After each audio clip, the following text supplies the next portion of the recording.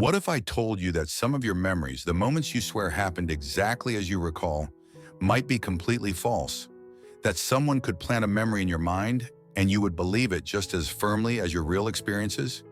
It sounds like science fiction, but in reality, memory is one of the most fragile, easily manipulated aspects of the human mind, and that makes it a perfect tool for control.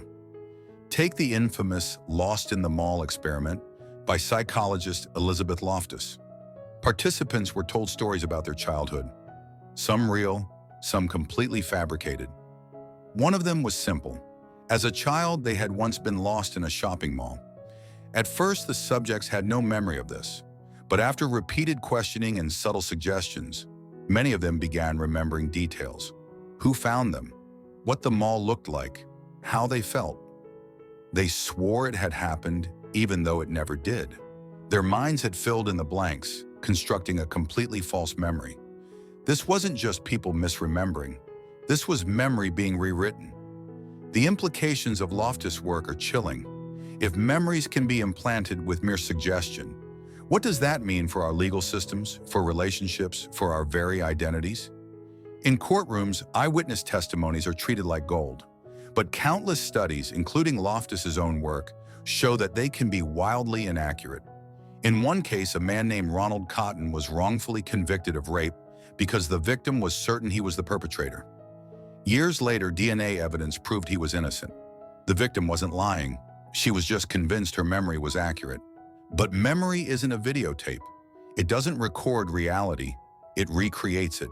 Each time we remember, we reconstruct. We edit. We rewrite. And every edit brings us further from the original event.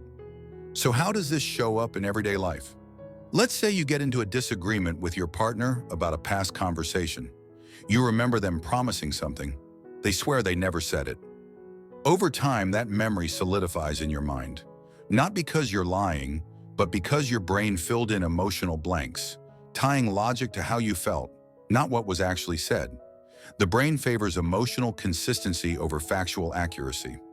That's why memories of childhood, especially traumatic ones, can be distorted.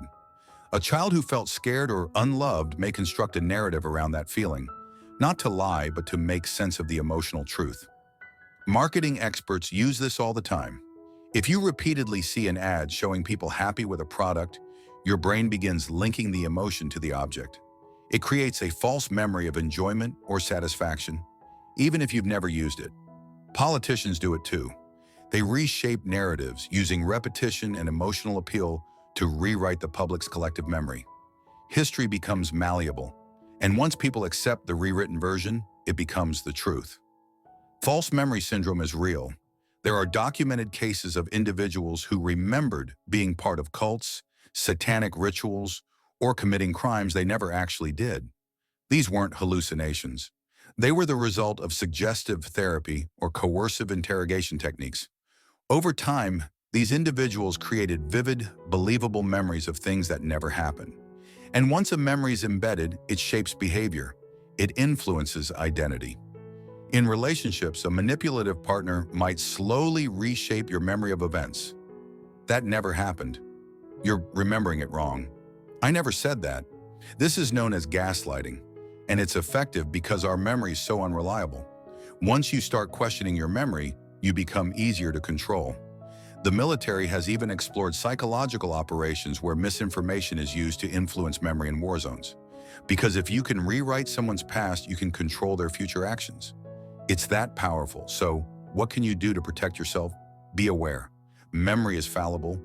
Don't trust your mind like it's a camera. Keep records, journal, write things down. Question narratives that seem overly emotional or too perfectly constructed. Ask for evidence, not just stories. And most importantly, build a relationship with your own inner truth that doesn't rely solely on memory. Because in the end, the most dangerous manipulation isn't physical, it's mental. And when someone else is holding the pen to your memories, they're rewriting your reality. Protect your mind. Because memory isn't just what happened, it's the story we live by.